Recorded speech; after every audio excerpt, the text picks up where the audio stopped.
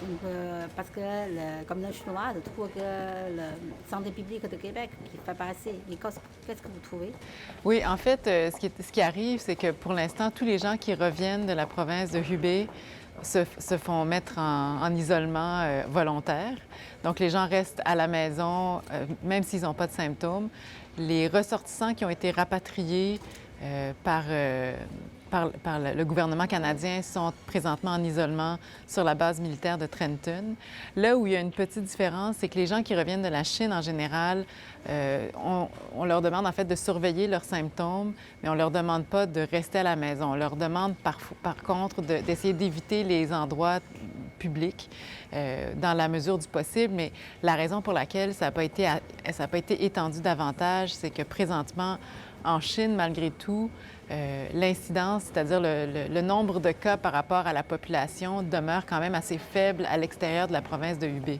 Okay. Donc, pour l'instant, ce que le gouvernement a décidé, c'est que ça serait suffisant de simplement demander aux gens de faire attention et que le moindrement qu'ils ont des symptômes, de s'isoler. Les communautés chinoises trouvent que les gens reviennent de Chine quand on passe l'aéroport. Oui. Trudeau, par exemple. Oui. Il n'y a même pas de mesure pour son température, il n'y a pas de questionnement sur son voyage. Oui. Est-ce que vous trouvez ça correct? Maintenant, pour la prise de température, il faut quand même réaliser que c'est loin d'être 100 efficace. Même on pense qu'à peu près 60 des cas passeraient à travers les mailles du filet parce que les gens ne sont pas encore malades quand ils reviennent. Et donc, c'est pour ça que c'est dans les semaines suivantes, dans les 2 semaines après le retour, qu'il faut vraiment faire une surveillance. Il y a la fièvre, il y a la toux, mais il y a tous les autres symptômes aussi. Alors, juste de prendre la température, c'est un peu une fausse sécurité. OK. Mais si maintenant, on demande les gens, par exemple, surveiller leurs symptômes, mais ce n'est pas obligatoire. Donc, les gens peut-être n'ont pas suivi ce conseil. C'est vrai. Mais ici, avant de rendre quelque chose obligatoire, il faut vraiment s'assurer que le bénéfice dépasse le risque d'entrave à la liberté individuelle. OK. Mais pour la communauté chinoise qui se fait mettre en quarantaine volontaire, oui. Même s'il n'a aucun symptôme, même s'il ne vient pas Hubei, qu'est-ce que vous pensez? Bien, je pense que c'est gentil de la communauté chinoise de se mettre en quarantaine comme ça par souci pour le reste de la communauté. Mais je veux dire, pour l'instant, c'est pas nécessaire. Mais est-ce que ça va changer dans les prochaines semaines à mois selon l'évolution de l'épidémie? Je ne le sais pas.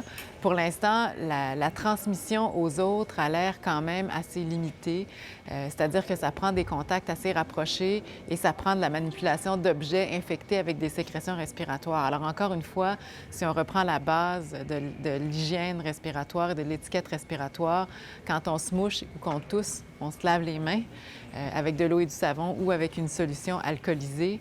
Je pense que là, le risque de transmission est beaucoup moindre. Et est-ce que vous pensez qu'il faut éviter pour manipuler des choses? Est-ce que si les gens ici achètent des marchandises qui sont envoyées de Chine, est-ce que c'est dangereux? Non, parce que pour l'instant, en fait, ce qu'on sait pour l'instant, c'est que le virus a l'air de survivre entre 4 et 9 jours sur du matériel inanimé, là, du métal ou du plastique ou du verre. Dépendamment du temps que ça a pris entre le départ de la Chine et ici, habituellement, c'est correct. Le virus survit mal quand il fait très chaud ou quand il fait très sec. Donc, dépendamment aussi de la façon dont ça a été transporté, habituellement, le virus ne survit pas. Mais encore une fois, je pense que quand on manipule les choses, quand on manipule n'importe quoi, avant de se mettre les mains dans le visage, le plus important, c'est de les laver. Hier, le président des Américains, Trump, dit qu'il va finir avril, avec le réchauffement, oui, c'est ça. Et qu'est-ce que vous pensez? Bien, je pense que M. Trump a toujours manqué de nuances et que c'est en fait impossible de savoir exactement ce qui va se passer. C'est vrai que ce virus-là est beaucoup plus en santé dans le froid et dans l'humidité, que quand il fait très chaud et très sec, il survit moins dans l'environnement. Donc, c'est sûr que la transmission par les poignées de porte, par le papier, par les objets, risque d'être moins bonne, mais d'une personne à l'autre, le virus va pouvoir quand même continuer à se transmettre. Donc, ce qu'il faut, c'est vraiment couper cette transmission-là. Puis c'est aussi la première fois qu'on voit ce virus-là. Est-ce que vraiment il va faire comme tous les autres virus respiratoires et diminuer à partir d'avril ou mai, ou s'il va continuer à se propager, j'en ai aucune idée. Mais si on regarde à Singapour présentement, il fait quand même 20 à 22 degrés et il y a de la transmission locale. Mais si jamais ce genre de virus qui apparaît à Québec, est-ce que vous pensez que ici le système, ça fonctionnerait?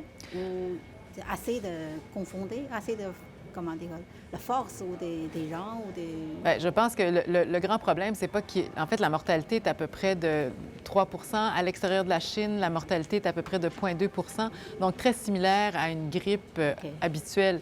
La seule chose, c'est que ça met quand même un stress sur les hôpitaux et sur le système de santé.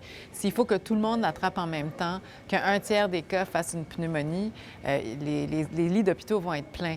On est déjà plein juste avec la grippe. Si on rajoute ces cas-là par-dessus, il va y avoir des choses qu'on ne pourra plus faire. Il y a des chirurgies électives qui vont être obligées d'être annulées. Il y a des patients avec des maladies non infectieuses qui ne pourront pas être hospitalisés pour leur traitement. Donc, ce qu'on veut vraiment éviter, c'est ce stress-là sur le réseau de la santé. Oh, et pour le masque, oui. Vous avez dit, théoriquement, on ne peut pas le procurer individuellement, mais on a des gens qui ont réussi à acheter sur la ligne Internet. Okay. Mais il y a des gens qui reçoivent des... C'est peut-être n'importe quoi. Oui, c'est ça. C'est ça. Donc, comment on peut trouver des bonnes masques? Bien, en fait, les masques N95 devraient être réservés pour les centres hospitaliers. Une personne dans la communauté ne devrait pas avoir besoin de porter un masque N95. Oui, on devrait acheter pour envoyer en Chine. Oui, mais c'est ça. Mais la Chine, c'est eux qui les font. Alors, en théorie, ils devraient être capables de les trouver chez eux. Les manufactures sont toutes en Chine. En fait, elles sont toutes dans la province de Hubei. Alors, ils les font là-bas. Vous voulez dire que les gens achètent ici sur Internet, c'est fabriqué en Chine? Oui, c'est certain qu'ils sont fabriqués en Chine. On en fabrique... La manufacture du monde est là-bas. Alors, comme des vêtements de protection, des choses comme ça aussi. C'est fait là-bas. Donc, vous ne suggérez pas les gens acheter ici? Non, je pense que le gouvernement chinois doit s'organiser avec ses propres industries pour se procurer le matériel. Ici, les centres hospitaliers, avec les différents fournisseurs, réussissent à en avoir aussi. Mais d'en acheter pour les envoyer, je pense que c'est pas une bonne idée parce que vous ne savez pas à quoi vous avez affaire. Alors que quand on passe par les fournisseurs officiels, on le sait, mais c'est sûr qu'il y a une concentration du matériel pour être utilisé dans les hôpitaux. Et un masque normal, chirurgical, à part d'essayer de protéger les autres quand nous, on est malade puis qu'on tousse, ça sert à rien parce que les gens ont démontré, en fait, même ce matin, un ophtalmologiste qui examinait un patient avec un coronavirus qui avait un masque, mais pas de lunettes, a attrapé le coronavirus et ils ont fait une culture de son œil et ils en ont trouvé. Donc, ça rentre aussi par les yeux, ça rentre par les mains quand on se les met dans le visage et tout. Donc, il faut vraiment faire attention à ne pas utiliser les masques quand c'est pas nécessaire parce que ce qu'on fait, c'est qu'on enlève des produits à des gens qui en ont besoin, par exemple, dans les hôpitaux.